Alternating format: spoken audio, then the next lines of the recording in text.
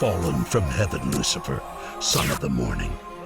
You shall be brought down to hell, to the depths of the pit, and all who gaze upon you will wonder, is this the man that made the nations tremble? The Dark Prince, when the devil has his day. A hearty shalom to all of you. Jeffrey Seif here. Pleased to welcome you again to another edition of Zola Levitt Presents. In this, the 8th of a 10-part treatment of the devil entitled The Dark Prince, When the Devil Has His Day, we are going to be looking at the Battle of Armageddon. It's a tough story. Paul Wilbur is going to join us in a little bit to help lighten the mood. But off we go now to the Battle of Armageddon.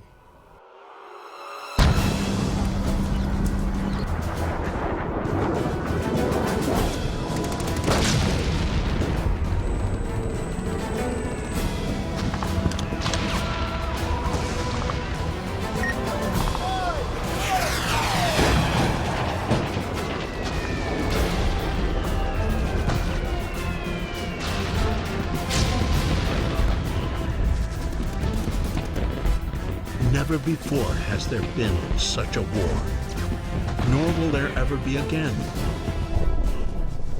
Satan's last-ditch effort to confront the source of all that is holy, the subduer of nations and deceiver of earthly kings, will blaspheme the King of Kings one last time.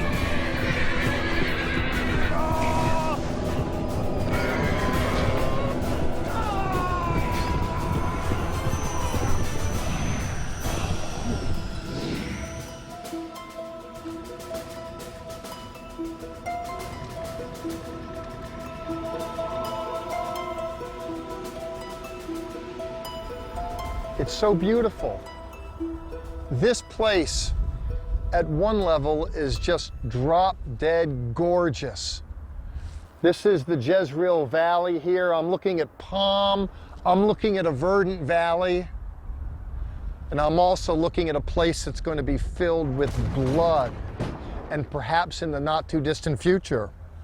The reason why I say that is I'm coming to you from a place that's called Armageddon.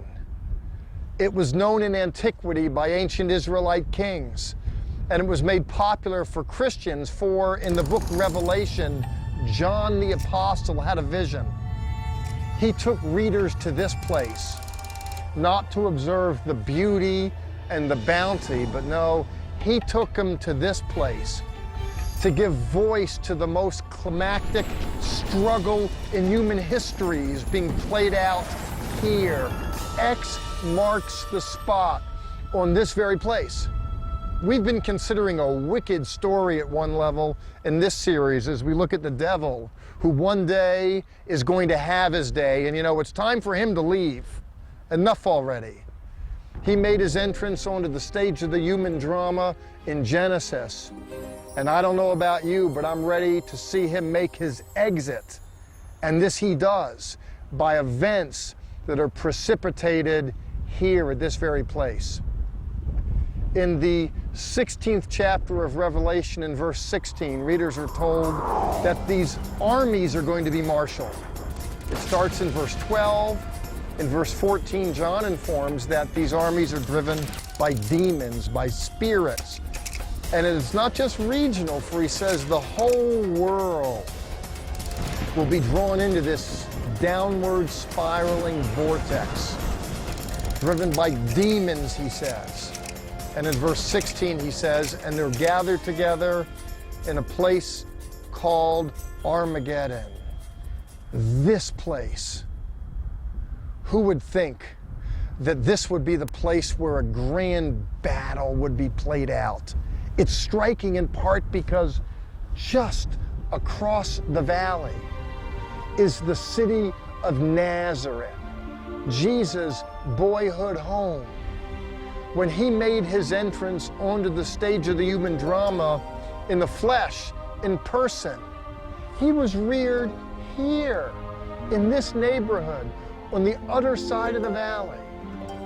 And who would think that his first coming was played out over there, and his second coming, according to the text, is going to be played out here when forces collide, and great will be the collision. In this series, we've taken a look at the Dark Prince, and we've considered his entrance onto the stage of the human drama. And now it's time to consider his demise. Sei gesund, go, goodbye, good riddance.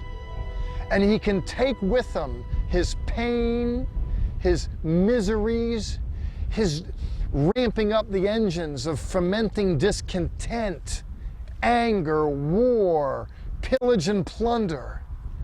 And that can go with him as well. And off we go. For much as we've considered his rise, now it's time to look at his demise.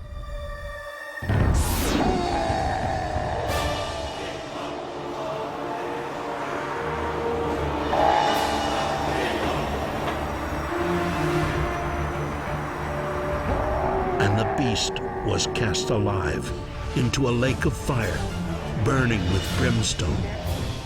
The great deceiver, son of perdition, ruler of darkness, now the receiver of his just reward. I've been in a fire before, and it's not a pleasant experience. In my case, I had bunker gear on and oxygen, and I was holding onto a charged hose as a fireman.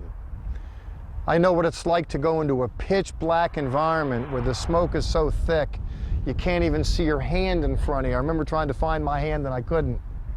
So thick, it was so hot. The tension, the energies. And I'll tell you, I couldn't wait to get out. And that's after a minute or two with all that gear. When I think about being thrown into a lake of fire to burn in perpetuity, this is all of our worst fears. This speaks to ultimate concerns, not just for individual annihilation, but when I think of hell, when I think of people getting their just deserve, when I think of judgment and what that invokes within me, the fears, the thoughts, I can say happily, I'm glad to be spared all of that. But when I look at the actors in this drama at the ragged edge of history, I'm glad to see them go. And for all the pain, for all the problems, for all the troubles, I don't shed a tear. Let's look at a biblical text, if you will, and I want to talk to you about it. It's not pleasant text. I've already alluded to it. It's a serious subject. We're told in Revelation chapter 19 that there is a great struggle. I've already referenced the Battle of Armageddon and how it's played out some. In the 19th chapter, it's spelled out that armies marshal here for a great conflagration. Jesus, we're told, makes his entrance onto the stage of the human drama. King of Kings, Lord of Lords, and these evil personalities, a beast, commonly referred to as the Antichrist, a false prophet, and then a little bit the devil himself. These actors in the drama, they get picked off one after another, and they get their just deserve. You know, we all get our just deserve at the end of the day. There is a judgment. And we're told here in chapter 19, verse 20 at the end, that they were cast alive into the lake of fire, burning with brimstone. Horrible, isn't it? Well, it's biblical too, isn't it? That we're reminded of the fact that there is a pending judgment. And in so many ways, people cry out for it. By that I mean, there are victims in this world that want redress for their grievance. People that have been hurt. People that have been pillaged and plundered. There are many victims in this world, as conquerors have run roughshod over them and reduced them to tears and prayers. And those individuals need to know that there is a day, that there is a reckoning.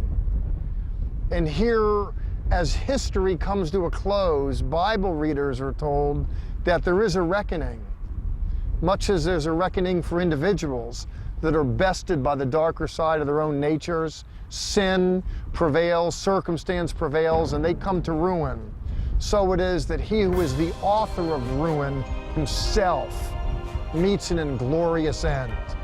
And we've considered that as we looked at the story of when the devil has his day.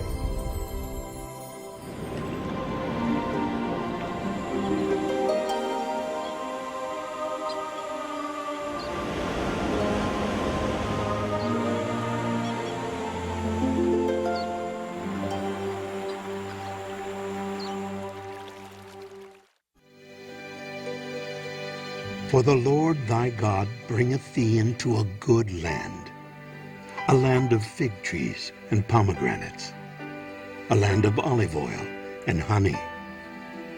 Arise, walk through the land, for all the land which thou seest, to thee will I give it, and to thy seed forever. Worship in the shadows of Abraham, Isaac, and Jacob. Behold the land of the covenant.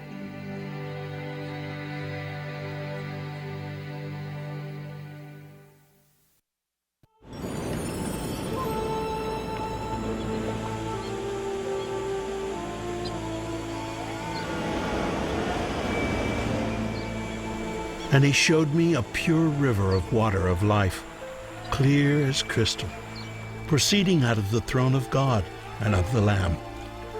And there shall be no more curse, but the throne of God and of the Lamb shall be in it, and his servants shall serve him, and there shall be no night there. For the Lord God giveth them light, and they shall reign forever and ever.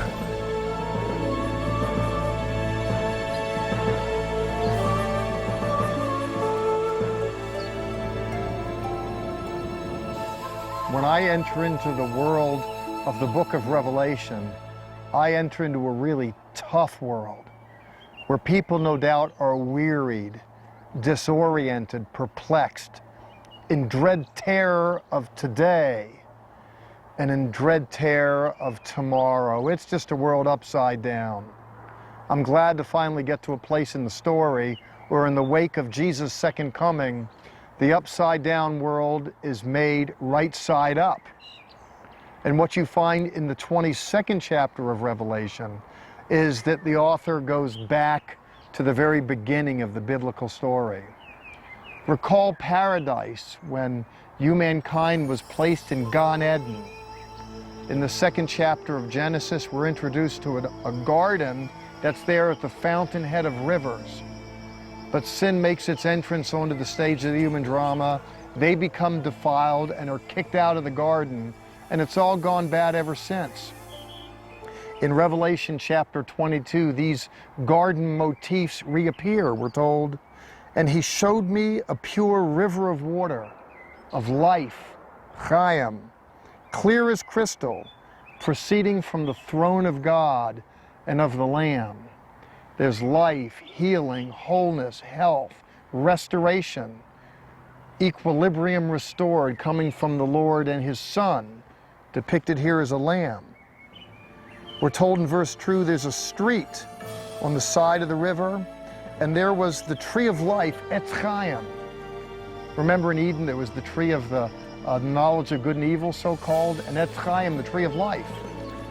They ate of the one tree, and God says, we got to get them out of here unless they take this tree of life and live forever. Well, now it's time for forever. I tripped over my words, for forever. But don't trip over the point. He says here that there is this tree of life which bears fruit and leaves, and we're told at the end of the verse that it's for the healing of the nations. And this is such good news for a world that needs healing. Nations rage. nations being collections of people, people rage in marriage relations. People individually have raging within them, fears within, tensions. People are just plain driven. If individuals could only all know that there's a way to experience healing and forgiveness. When I read the biblical testimony, I'm informed that there is, at day's end, a recovery of equilibrium. A world that spirals out of control finally is helped along when the Lord comes, and there's a titanic clash, and the evil genie then is put back in the bottle and paradise restored. But why wait till then? There's a point in time in the future when the Lord makes the world right. But there's a point in time in the present, like now, when the Lord can make your world right. You may well be experiencing your own kind of Armageddon, as forces beyond you are imposed upon you, and you can't seem to get the better of it. When I read the Bible, I learn that God has a wonderful plan for our life, and that healing God makes himself available tomorrow for all, and for all as well today. Salvation is available to you. Some years ago, when I was working full-time as a Bible college professor, we dispatched a group of students to go help this congregation in Mount Carmel, where you were leading worship from. Great group of people. It's wonderful. A lot of the footage that we've seen from the live recordings that we did there in Israel is from that congregation. It's Kehilat HaKarmel, or Congregation of Carmel. It's a whole string of mountain range there where Elijah the prophet stood, and right on one of those pinnacles is a beautiful facility that God has really blessed the people there. David and Karen Davis have pastored there and led the people of God for many years. It's more than just a sanctuary. Actually, it houses Sudanese, Ethiopian, Russian immigrants, drug addicts, unwed mothers. There's a school.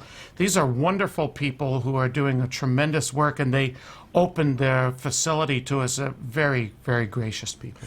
You know, when Israel became a nation in 1948, there weren't 50 Messianic Jewish believers. Now there's 15,000, and there's 150 or so congregations. It's great to see the Messianic movement come of age, and there you were in Israel in one of the premier Messianic congregations, and many came from different congregations to hear you. They did, and Jeff, what we're seeing really is Bible prophecy coming alive in the land today. This is the remnant of Israel. These are the called out ones that the Apostle Paul speaks about in the book of Romans. Imagine Paul's joy if he could walk through these congregations today and see 15, 20,000, perhaps even more Jewish believers in the Messiah worshiping the Lord there in the land. This is a remarkable time, and our Christian friends are the ones that are supporting and strengthening through broadcasts like this the work there in Israel. Yes, we're all going to have to give an accounting for our lives. It's great to see people get behind what God is doing in the world. Zola Levitt talks about what God will do in the not-too-distant future. There's a coming judgment. And now off to Zola as he gives some words to the wise about what's coming. And then the kingdom ends, and the great white throne is set up, and that's our next big subject. God will judge the wicked of all ages, from Adam's time. I guess Cain will be one of the wicked, well, the first of the wicked, and on out through the wicked of our time. And in the kingdom, all of those will appear. The ones bound with Satan throughout the kingdom will appear before the great white throne, and God will judge them. This is called the second resurrection. The first resurrection was of the saints, of the believers, of the Old Testament believers, the New Testament, the church, the tribulation period who were beheaded for their faith, all believers. The second resurrection is the unbeliever unto judgment. This is the judgment from which we are saved. When they say Jesus saves most intensively, this is what he saves you from, going to that court and trying to account for everything done in your life. Oh my, I would rather have the kind of case that is dismissed. When you're saved, that court is no threat at all. That court is like traffic court when they say, no use you coming, the policeman didn't show up, the case is dropped. Your case is dropped because you have a gift certificate to salvation. When you have a gift certificate, you take it to the store, they give you the stuff. It's not that the stuff is free, it's that someone went to that store ahead of you and paid for it. As a police officer, I've put charges on people. And I've seen charges dropped too. The Lord does that, doesn't he? He drops charges. He does. Those words, not guilty, can be the most freeing, powerful words that anyone can hear. 31 years ago, Jeff, I bowed my knee and my head and prayed to the God of Abraham, Isaac, and Israel and asked Yeshua, Jesus, to be Lord of my life. And the bag of guilt and condemnation, which was as real to me back then as speaking to you now, I woke up with it every day. I went to bed with it every night. And when I prayed that prayer, I heard not guilty, and it has changed my life for 31 years. And God doesn't just change the life of Jews, he changes life for all of yous. If you want the case thrown out, there's a God who'll do that. Hey, listen, thank you so much for going with us on the journey with Zola Levitt Presents. As you go now, Sha'alu Shalom Yerushalayim. Pray for the peace of Jerusalem. The Levitt Letter. It's absolutely free and contains insightful articles and news commentary with a refreshing perspective you won't get from mainstream media. The Levitt Letter is also available at levitt.com, along with current and archived TV programs, our national airing schedule, and much more. Please remember, Zola Levitt Ministries depends on tax-deductible donations from viewers like you.